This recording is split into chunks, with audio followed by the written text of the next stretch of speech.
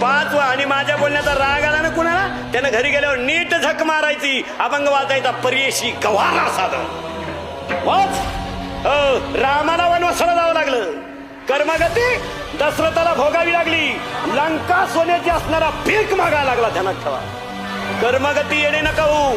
100 पोरं असणारा धृतराष्ट्र असा मेला.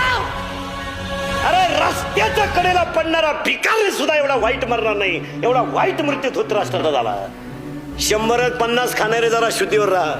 मग तुमची पोरं केंद्रात पहिले काय येईन कधी. म्हणून महिला मंडळाला सांगतो, मला थळथळायला लावू नका, मला दम निघत नाही.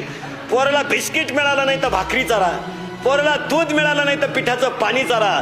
नवऱ्यानं नंबर 2 करून आणलेल्या पैशाचे बदाम सुद्धा पोराला चारू नका. ध्यानात ठेवा.